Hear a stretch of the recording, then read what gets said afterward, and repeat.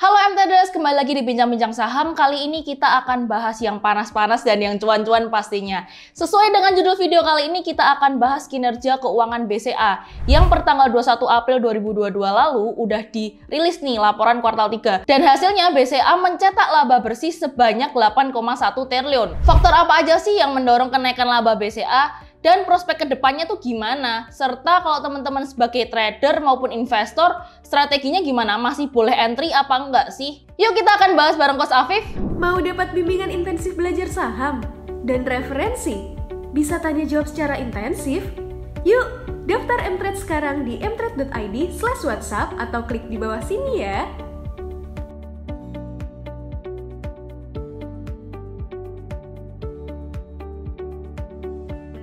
Halo Coach Afif, apa kabarnya nih Coach? Halo Coach, baik nih. Ya, kita hari ini mau bahas tentang saham BCA nih. Kalau kita tahu kan kemarin rilis laporan keuangan dan BCA ini kan merupakan salah satu bank terbesar juga di Indonesia. Nah, untuk kinerjanya tahun ini atau kuartal pertama tahun ini itu gimana sih Coach? Ya, benar Coach Merlin. Kemarin BCA sudah melaporkan kinerja 2022-nya ya di kuartal 1, yang ini juga menjadi perbankan pertama yang rilis laporan keuangan kuartal 1 di 2022 ini gitu. Dan kalau kita lihat secara kinerja sebenarnya cukup memuaskan ya secara umum. Kalau kita lebih detail membahas mengenai pendapatan bunga bersihnya, itu tercatat sekitar 14,4 triliun rupiah, yang itu naik sebesar 2,6% dibandingkan dengan kuartal 1 tahun 2021 kemarin gitu. Dan kalau kita bicara laba bersih, ini justru lebih memuaskan lagi karena naiknya ini sampai 14,6% year on year atau dibandingkan dengan kuartal 1 tahun 2021 sebelumnya gitu. Dan laporan laba bersih ini itu mencapai angka 8,06 triliun yang kalau misalkan kita bandingkan dengan konsensus Bloomberg ini cukup inline ya teman-teman. Jadi sesuai dengan ekspektasi dari analis-analis di Bloomberg gitu. Oh gitu, jadi emang kinerjanya emang sangat positif ya Coach ya.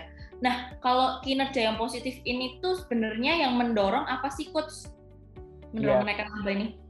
Kalau saya lihat ada dua hal setidaknya yang mendorong kinerja BCA di awal tahun 2022 ini. Yang pertama adalah dari kredit baru Bank BCA yang di kuartal 1 tahun 2022 itu tumbuh 8,6% year on year gitu. Ini cukup tinggi kalau misalkan kita bandingkan dengan kuartal-kuartal sebelumnya. Dan kalau misalkan kita lebih detail lagi nih membahas mengenai kredit BCA ini, itu yang paling mendorong adalah kredit korporasi atau kredit dari perusahaan-perusahaan besar.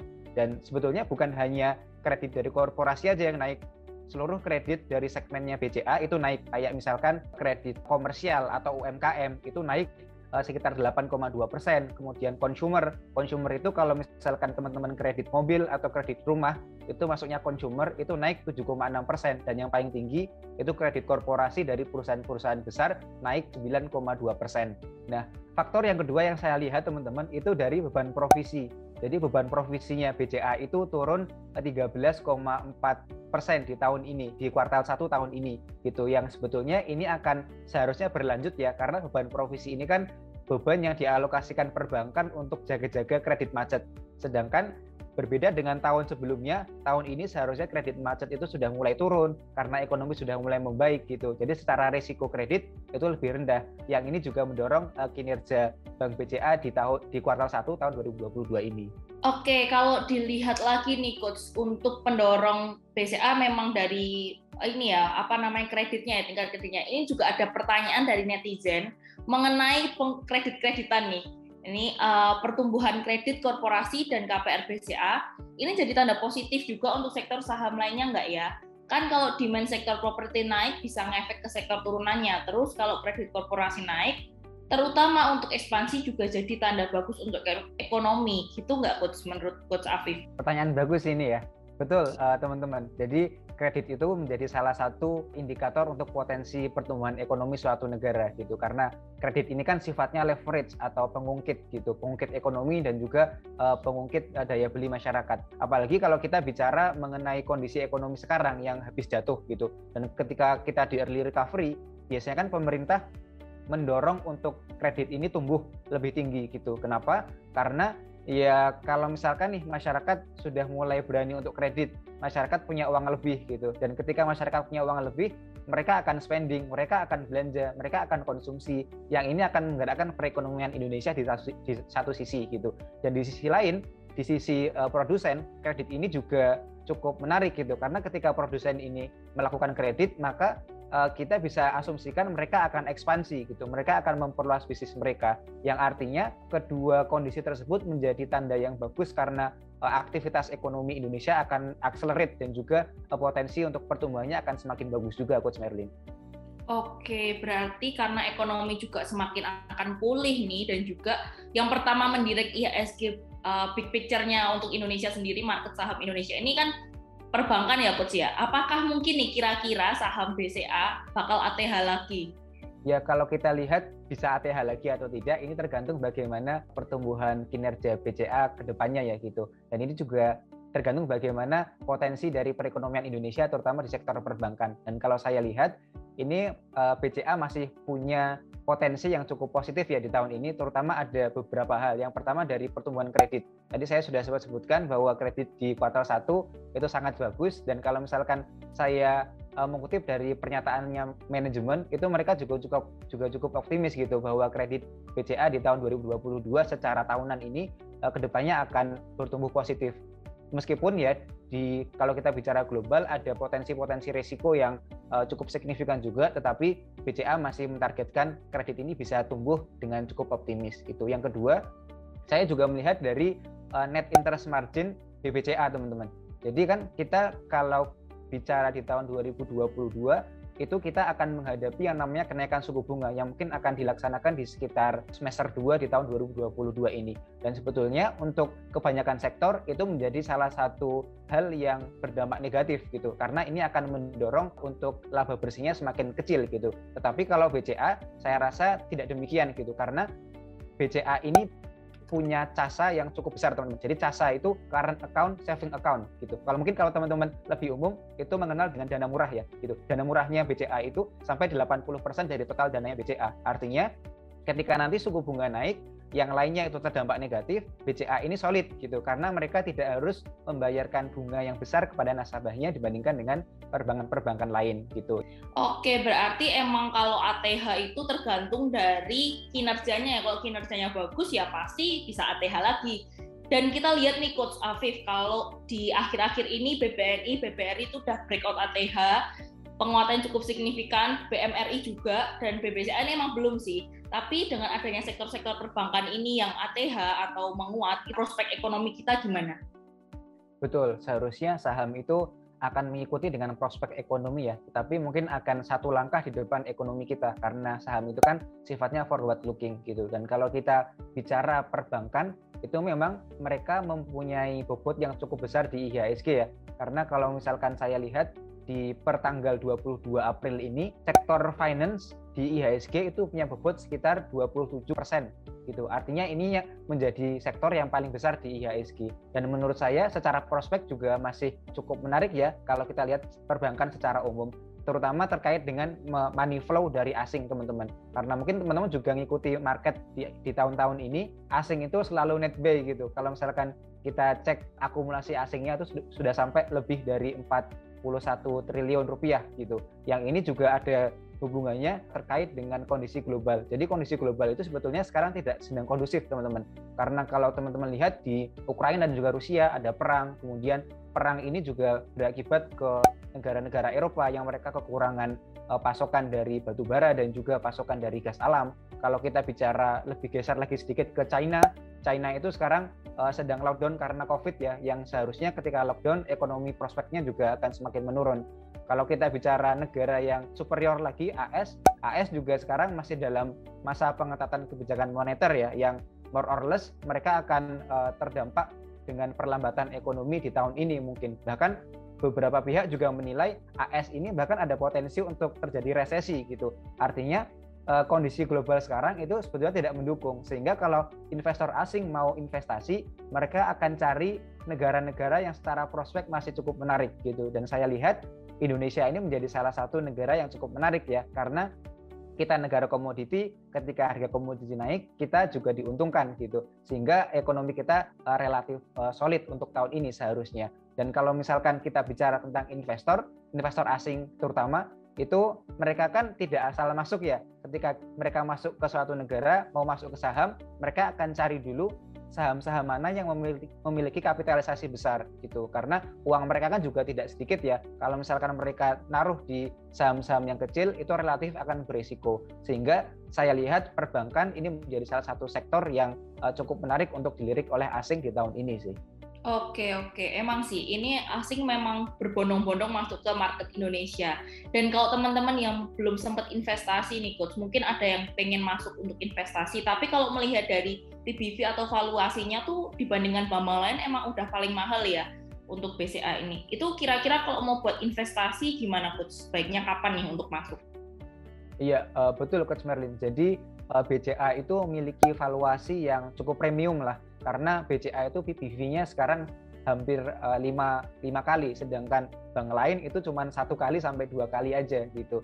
Tapi memang kalau misalkan kita bandingkan secara historis, perbankan ini si BBCA itu memang valuasinya relatif premium dibandingkan perbankan lain karena memang mereka punya posisi pasar yang cukup solid. Kemudian kalau kita bandingkan secara return on equity-nya itu BCA juga paling tinggi dibandingkan dengan perbankan lain. Sehingga maklumlah kalau BCA dihargai dengan valuasi yang premium. Untuk masuknya kapan? Ya saya rasa ini bisa teman-teman kombinasikan dengan analisis teknikal ya. Karena kalau kita bicara fundamental, kita tidak bisa menilai entry di level berapa gitu. Tapi kalau misalkan teman-teman kombinasikan dengan teknikal, bisa lihat mungkin support-support yang kuat yang ini bisa teman-teman gunakan untuk cicil beli investasi sih Coach Merlin. Oke, benar banget. Nanti kita juga akan ulas untuk analisis teknikalnya ya teman-teman ya. Jadi jangan di-skip nih videonya nih. Nah, ini yang terakhir nih Coach, saham perbankan apalagi yang di watchlist oleh M-Trade Coach selain BBCA nih? Boleh di-spill nggak Coach? Iya, kalau kita bicara perbankan pasti topik kita akan perbankan big caps teman-teman. Karena kondisi makro sekarang ini sangat mendukung untuk perbankan big caps lebih outperform dibandingkan dengan perbankan-perbankan yang kecil. Dan topik kita ada 2. Yang pertama adalah BBNI teman-teman. BBNI ini menjadi salah satu perbankan big caps yang valuasinya paling murah. Kalau tadi BCA itu valuasinya hampir 5 kali, kalau BBNI ini paling rendah di antara 4 big caps, itu valuasinya cuma 1,4 kali PBV gitu. Dan mereka ini kan punya fokus ke kredit segmen consumer ya, yang consumer ini secara tren biasanya mereka akan relatif untuk tumbuh duluan sebelum kredit-kredit lainnya gitu. Jadi mungkin di tahun ini BBNI akan menjadi salah satu perbankan yang akan terdorong duluan secara kinerja gitu. Yang kedua, topik kita juga dari BRI, salah satu top market cap juga di Indonesia, yang kalau saya lihat ini ada potensi dari akuisisi Pegadaian dan juga PNM ya, yang teman-teman mungkin juga ngikuti di tahun lalu itu sudah ada proses akuisisinya, dan seharusnya di tahun 2022 ini PNM dan juga Pegadaian itu mulai masuk atau mulai terkonsolidasi secara keuangan akan menjadi menarik untuk kita perhatikan. Dan sesuai dengan rencananya pemerintah, PNM dan juga Pegadaian ini kan akan dibentuk untuk holding ultra mikro ya, salah satu segmen yang difokuskan oleh BBRI. Yang ini harusnya akan menjadi sesuatu yang mensolidkan posisi BBRI di pasar, terutama di pasar UMKM. Itu untuk BBRI. Dan kalau kita mungkin sama seperti tadi, fokus dari perbankan itu di mana? Kalau BBRI ini fokusnya kan ke UMKM, dan UMKM itu teman-teman secara ekonomi mereka itu memiliki kontribusi ke GDP kita itu sekitar 62% gitu. Jadi kalau view kita itu untuk ekonomi Indonesia masih akan bertumbuh. Kalau kita lihat Bank Indonesia itu memperkirakan ekonomi kita itu akan tumbuh sekitar 4,8%-an gitu. Kalau akan tumbuh segitu, ya otomatis UMKM itu menjadi salah satu sektor yang paling sensitif gitu terhadap pertumbuhannya. Yang ini juga akan berdampak kepada BRI sebagai segmen yang kreditnya lebih banyak ke UMKM. Oke. Tapi disclaimer nih teman-teman yang dengerin ataupun yang udah nyatet nih dari tadi saham-sahamnya apa aja yang udah kita bahas, disclaimer on ya teman-teman ya. Jadi di sini kita belajar untuk mencari saham-saham, menganalisis saham baik fundamental dan teknikal. Jadi teman-teman jangan dianggap sebagai perintah beli dan jual saham. Dan terima kasih nih Coach untuk penjelasan tentang saham BBCA ini yang simple tapi daging banget nih. Terima kasih ya Coach Afif untuk waktunya. Oke, sama-sama. Nah, tadi kita udah bahas secara fundamentalnya bareng Coach Afif. Sekarang kita mau bahas nih secara teknikalnya masih menarik atau enggak. Langsung aja yuk kita bahas secara teknikalnya. Kalau kita lihat secara teknikalnya, Bank BCA ini memang dalam fase uptrend ya teman-teman ya. Fase uptrend, dan juga kalau kita lihat kemarin sempat patah tren di area pada tanggal 6 April dia sempat patah tren, dan saat ini sedang menguji area support di garis kuat supportnya di area MA 100. Dan kalau kita lihat secara tren besarnya untuk si BCA ini cenderung masih bergerak sideways ya teman-teman. Range sideways-nya ada di area 7.600 sampai 8.300. Dan untuk saat ini Bank BCA masih bergerak konsolidasi. Kalau teman-teman mau investasi ataupun mau trading, mau beli sekarang waktu yang tepat atau bukan sih? Kalau untuk investasi, kalau teman-teman belum punya sama sekali atau teman-teman memang belum ada barang untuk perbankan, apalagi untuk BCA, teman-teman bisa lakukan cicil beli. Di area supportnya 7.600, 7.800 merupakan area supportnya.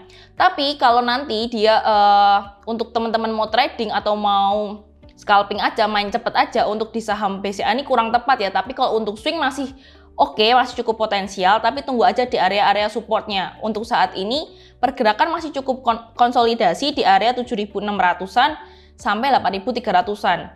Dan untuk M-Trade kita udah punya untuk jangka menengah dan jangka panjang, dan untuk jangka panjangnya kita udah floating profit sebesar 78%-an, dan juga untuk jangka menengahnya 4-7%-an nih teman-teman. Kongres ya buat teman-teman yang udah ikutan beli saham BBCA. Nah, itu tadi analisa secara fundamental dan juga teknikal singkatnya bagi saham BBCA. Dan kalau teman-teman yang udah punya mau investasi, masih boleh beli atau enggak, itu better wait and see dulu aja di area-area supportnya. Dan kalau teman-teman yang belum punya barang sama sekali, boleh lakukan cicil beli. Dan untuk trading, wait and see terlebih dahulu. Kita akan informasikan secara real time di Stockpick M-Trade. Jadi teman-teman yang udah jadi user VIP M-Trade akan mendapatkan rekomendasi saham serta analisis sahamnya secara lengkap. Jadi tunggu apa lagi? Teman-teman yang belum join jadi user VIP M-Trade, langsung aja yuk join jadi user VIP M-Trade. Link downloadnya ada di description box ya. Nah, kalau kamu punya request saham apa lagi nih yang akan kita bahas di video selanjutnya, tulis di kolom komentar ya. Jangan lupa like dan subscribe channel YouTube M-Trade dan bagikan ke teman-temanmu biar bisa sama-sama belajar. Oke, see you next video. Bye-bye.